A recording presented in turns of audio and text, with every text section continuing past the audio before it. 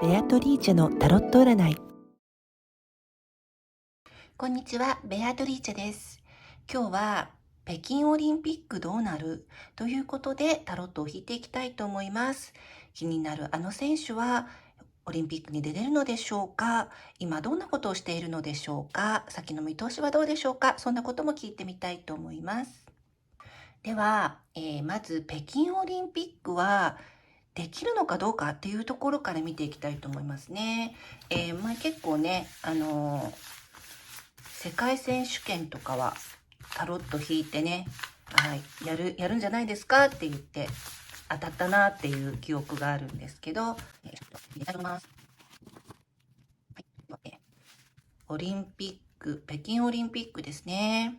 はできるのでしょうか？今のところですね。これを引いてみたいと思います。はい。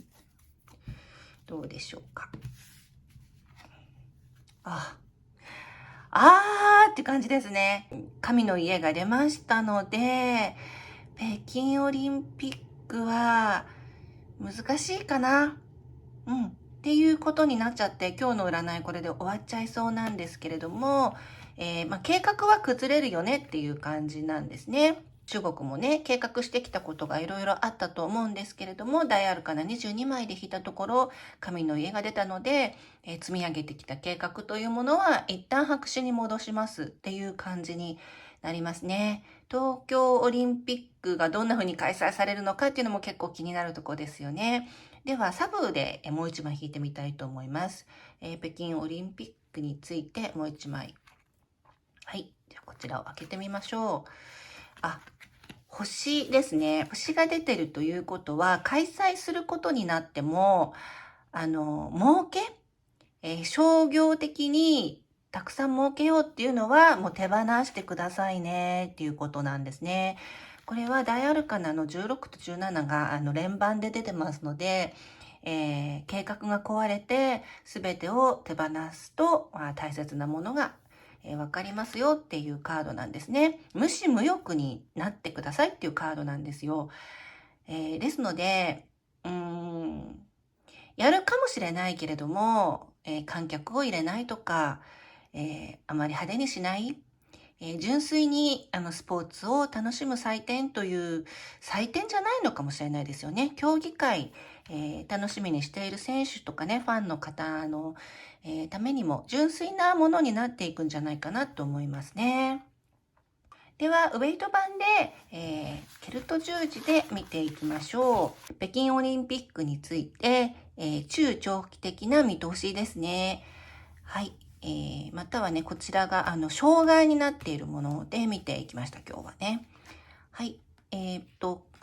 現状ですね。現状や物事の本質、そして分かっている部分ですね。そして集合無意識の部分です。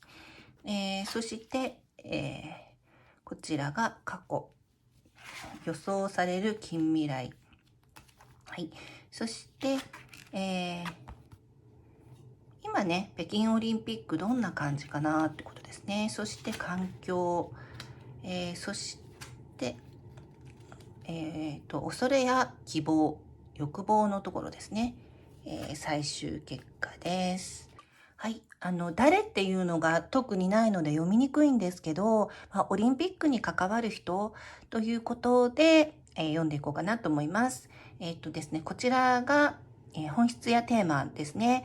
カップのキングが出ていますので、本質やテーマとしては、自分のことだけでなくて、みんなの、気持ちを考えられることっていうのが大事なんですね。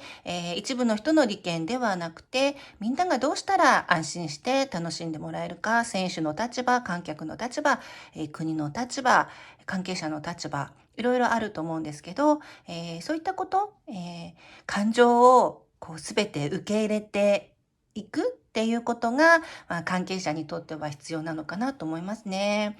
なんとなく、こう、出たカードを見てみると、北京オリンピックの、主催者側に対して、このカップのキングって出てるのかなっていうふうに思いますね。そして、過去なんですけど、過去は星でした。さっきマルセイユタロットでも出ていましたけれども、一旦水に流すっていうことですね。いろいろ計画してきたこともあるんでしょうけれども、ここでもやはり感情というものがポイントになっているんですね。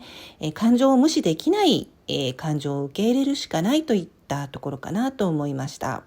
損失が出てしまうのは覚悟の上という感じですね。かなりのものは、主催者側も諦めている部分は多いと思います。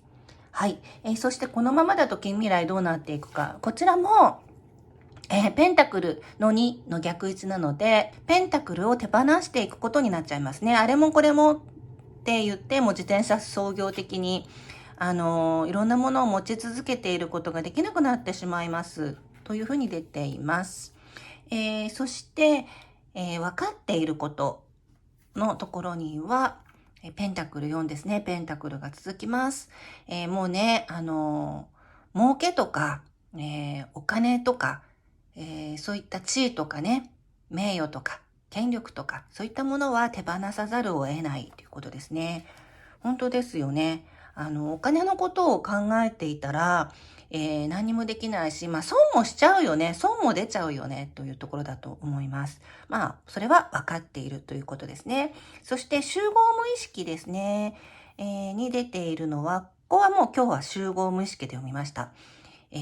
ワンドの6の逆位置です。ちょっと応援されていないですね。そして、停滞している、方針も決まらないし、停滞しているっていう感じですね。多くの人は、やはり、開催したいとか、成功させたいっていう気持ちはあるんだと思うんですけれども、応援されていませんという、無意識、集合無意識のところにそういうカードが出ています。そして、主催者側としては、オリンピックね、どうなんでしょう。昔は良かったよねっていうカードが出てますね。カップの6なので、昔はとてもね、安全なところで守られたところで、開催できていたんだなという望郷の気持ちがいろんな人に湧いているんじゃないかなと思います。そして、引き寄せている人ですね。これはワンドのクイーンです。私たちでしょうか。正位置なので、お仕事も頑張っていて、趣味も、楽しんでいるわっていう大人の女性が描かれているんですけれども、応援する人ですね。もちろんですね、この動画見てくださっている方も、北京オリンピックいろんな心配はありますけども、もし開催されて、大好きな選手たちが出場するのでしたら、惜しみなく応援するわっていう人たちが、いっぱいいるんじゃないかなというふうに思いますね。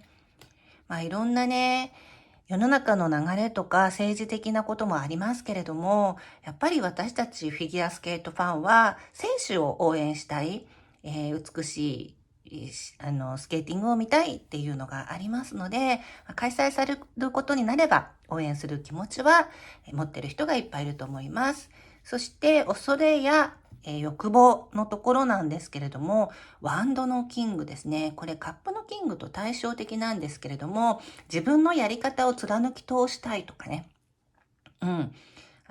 筋を曲げたくないとか、何としてもこうしたいみたいなものを、貫こうとしている人が描かれています。こういう風になってしまうと、なんでしょうね。この持っている件で、こういう人は来ないでね、みたいなことになっちゃったりとかね。反対意見は切っていくとかね。ちょっと怖いことになっていきそうなんですよね。独裁的な感じになっていくっていうことが、ちょっとね、恐れがありますね。はい。そして、最終結果のところには、ワンドの8の逆位置が出ています。もうこれはね、なんか、本当に関係者すらわからない。今の時点では、本当に直前まで開催できるのかどうかっていうのはわからない。神のみぞ知るっていう感じなんですけど、開催に関しても、かなり遅れると思いますね。そういう判断というか。今判断しようがない状況がずっと続くって出てるんですね。東京オリンピックももう1ヶ月ですよね、あと。だけど、はっきり決まっていないことが多いので、似たような感じになるんじゃないかなと思いますね。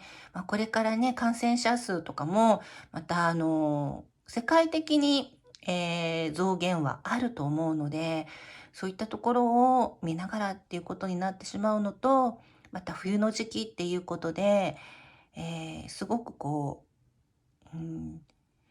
私たち人間には、予測のつきにくいことになっていきそうです。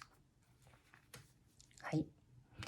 では、障害となっているものを開けてみましょう。はい。カップのキングになるために障害になっているものはカップのページのリバース。で、その通りなんですけれども、これは、いろいろな人の感情を受け入れられないっていうことが障害になっていますよっていうふうに出てるんですね。得体の知れない不安とか実態のわからない恐れというものがやっぱり障害になっていくんじゃないかなと思いますね。勝手に想像しちゃうんですよね。いろんな最悪の事態っていうのをね。なのでそういった感情的にいろんな反対をする人っていうのが障害になってくるんじゃないかなと思いますね。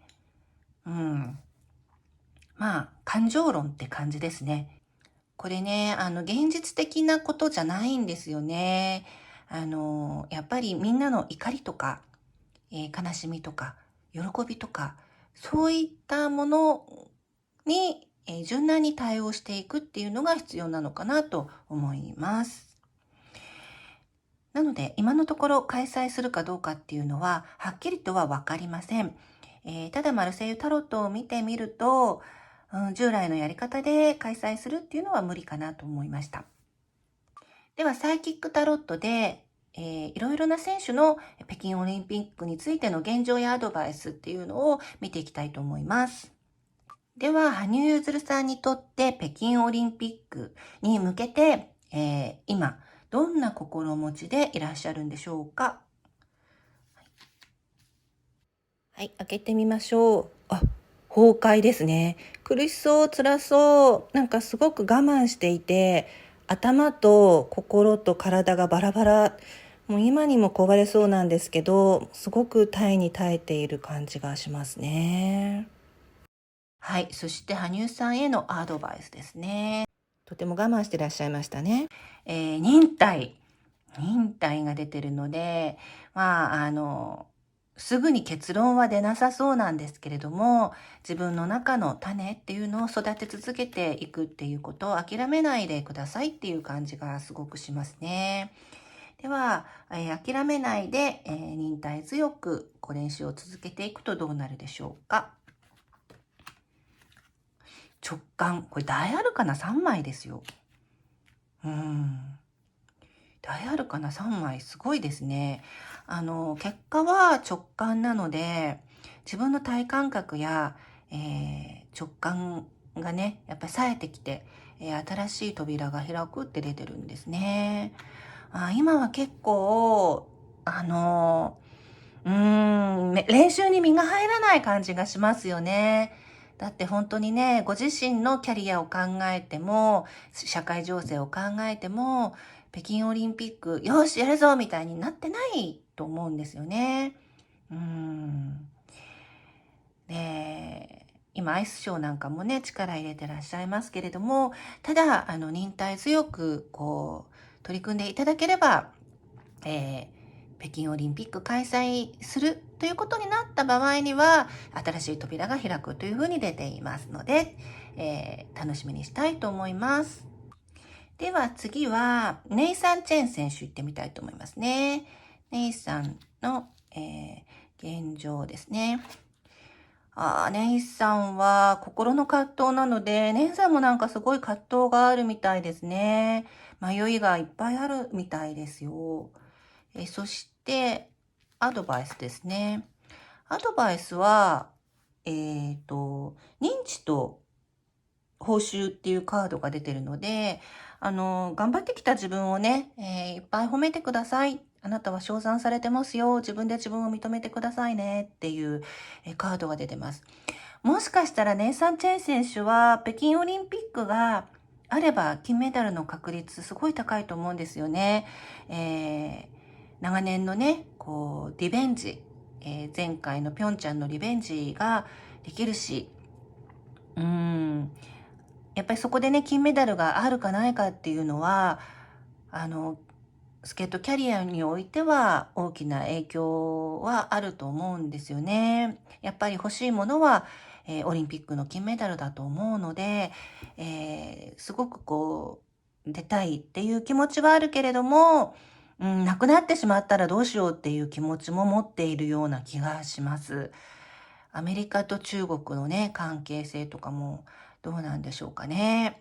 ですけど、まずは自分で自分をもっと認めてくださいねっていうカードが出ていますね。はい。そして、その結果どうなるでしょうか。はい。ハーモニーが出てますね。何かしらラブラブな感じがしていますので、なんか、姉さんは違う方向で幸せハッピーなカードが出てますね。まあ、ね、パートナーシップのカードなので、誰かと、素晴らしいパートナーシップを築いていけるとか、心を通わせることができる、きちんと人と向き合うことができるっていうカードが出てるんですね。なので、もしかしたらば、なんかラブの方向に花が咲くっていう可能性もあるかなと思います。なんでしょう、これはこれで楽しみですね。では、宇野くんも見ていきましょう。宇野昌磨さんの、現状ですね。オリンピックに対して。物質面での収穫っていうカードが出てますね。いろんなものはもう持ってるんだよねっていう感じですね。宇野くんって、銀メダルはいろんな大会で取ってるんですよね。もちろん金メダルも取ってらっしゃいますけど、実はもうすごく充実した選手生活を送れてきたなっていう自覚は持ってらっしゃるみたいですね。はい、そしてアドバイスですね。オリンピックに向けてのアドバイス。はい、前進ですね。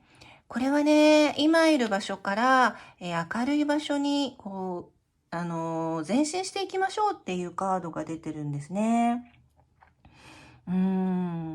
今どこで練習してるんでしょうね。なんかね、違うところに行って環境を変えた方がいいような気がしますけどね。はい、そしてその結果ですね、環境を変えるとどうなるか。これはハートチャクラが出てるので、脳さんはこう先シーズンですね、ちょっと後半ね、辛い結果になったことが多かったので、結構私鑑定で引いてもハートブレイクとかね、ハートに矢が刺さって傷ついてますよっていうカードがたくさん出てたんですね。ですので、もしかしたら環境を変えることで、ご自身の心の傷っていうのをね、癒していけるんじゃないかと思うんですね。もう一枚引いてみましょう。はい。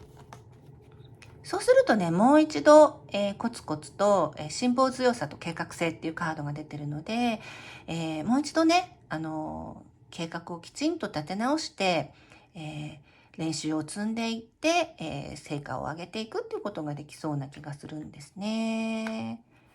はい。宇野さんはこんな結果でした。次は鍵山選手ですね。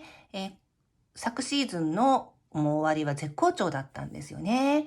このままね、好調を継続していきたいところだと思うんですが、現状はどうでしょうか。現状は、これ、羽生さんと同じ、崩壊っていうカードが出てますね。結構いろいろ我慢してきたことがあって、今も我慢してる感じがしますよね。頭と心と体がバラバラになりそうっていう感じなんですね。辛そう。そしてアドバイスですね。アドバイスはライトなので、もっともっと目立ってくださいっていうカードですね。あなたはとっても素晴らしい光を放っています。もっと目立ってね、もっともっと受け取っていいですよ。遠慮しないでくださいっていうカードですね。いろんな遠慮はあるんじゃないかなというふうには思いますけど、もう自分がね、王者なんだとか、自分が一番なんだとかね、そんな風な自覚を持たれてもいい感じがしますね。その結果どうなるでしょうか。その結果は、心の絆なんですね。これ男女が描かれてるんですけれども、お父様がコーチなので、お父様とのパートナーシップかもしれませんし、誰かとの、関係性において、とってもいい関係が築いていけそうなんですね。ネイサン選手もパートナーシップのカード出てたので、辛い時ってね、やっぱり人との絆が深まったりするじゃないですか。そういったものも財産になるんじゃないかなっていうふうに思います。次は、坂本香織さんを、見ていきましょう。香織さん、国別すごい頑張ってましたね。現状ですね。現状は、このサイキックタロットは逆位置取りませんので、元に戻しますね。根比べですね、ずっと同じことを繰り返してきたんですけど、間もなく軌道が変わるというカードが出てます。中でね、成長してるんですね。砂時計の中でね。間もなくくるっとひっくり返りそうな気がしますね。きっとコツコツとね、なんか練習積んでそうですよね。はい。では、アドバイスですね。アドバイス、辛抱強さと計画性、そのまんまな感じですね。はい。彼女は粘り強さとか辛抱強さとか、人の何倍も、練習したりとか、試合にたくさん出たりとかっていうことで、結果を残してきた方なので、引き続き、北京オリンピックがやってもやらなくても来シーズンこうするんだっていうね、計画性のもとコツコツやっていかれるっていうことがアドバイスになりました。そしてその結果、どうでしょうか。新しい始まりですね。これは大アルカナの、ゼロ、最初のスタートのカードなんですけれども、なんか全く新しい始まり、なんでしょう、すごく楽しみですね。あんまりね、周りのことを気にせずに、新しいことにチャレンジされていくんじゃないですかね。新しい技とかですかね。あとね、プログラムも多分新しくなって、なんか面白いことやってくれそうな感じがすごくしますね。はい。では、最後は木平理香さんを占ってみたいと思います。木平さん、北京オリンピックに向けての現状ですね。はい。木平さんは祝福の喜びということで、今楽しくやってるみたいですよ。なんだかわからないですけど。お仲間とね、感情を分かち合って祝杯をあげている。結構、シーズンの終わりは体調がね、悪そうだったので、辛そうだなという印象があったんですけれども、なんか、お仲間と楽しく、過ごしているという現状です。はい。いいですね。はい。そしてアドバイスですね。アドバイスは、物質面での収穫。自分はもうすべて必要なものが揃っているんだっていうふうに自覚するっていうことですね。今あるものを使ってやっていきましょうっていうことです。だから新しい技を取り入れたりはしない感じですね。で、例えば、環境とかもね、もうすでにあるもの、そちらで、できることがたくさんありますよ。それがアドバイスですね。では、その結果どうなっていくんでしょうか。前進ですね。こちらも、宇野さんにも出てたカードなんですけれども、ちょっとね、暗いところから、明るいところに進んでいける、というカードが出てるんですね。なんかもしかしたら、木平さんも環境を変えていくのかなと思いますね。今どこで練習してるんだろう。はい。結構場所を変えていけますよ。その方がね、なんかいい感じがするんですよね。はい。前進していけますっていう風なカードが出ています。いかがでしたでしょうか？今日は北京オリンピックやるやらないから始まって、主要な選手の、現状やアドバイス、結果についてお話をしていきました。ですね、最初に引いたのが、この神の家なので、計画通りにはいきませんよっていうカードが出てたんですね。一旦白紙ですね。純粋にね、何のためにオリンピックってやってたんだっけっていう原点みたいなものに戻るんじゃないかなと思いますね。だってね、チケットとかもどんどん高騰してるし、スポンサーがどうだとかね、あとアジアでやると、放送時間の関係でなんだかわかんないけど、夜から始まって夜中までやってるみたいな、大会もあるじゃないですか。本当にそれってね、誰のためなんだろうとかって思っちゃいますよね。やっぱり、選手とかファンのための、オリンピックであってほしいなっていうふうに思いますね。純粋にね、頑張ってる選手を見て、見ている、私たちも元気がもらえる、そういうところに原点に回帰してほしいような感じがしています。その前に東京オリンピックがね、どうなっていくかっていうのも見守っていきたいと思います。最後までご覧いただきありがとうございました。この動画が良かったと思ってくださった方は、ぜひ高評価やチャンネル登録をよろしくお願いいたします。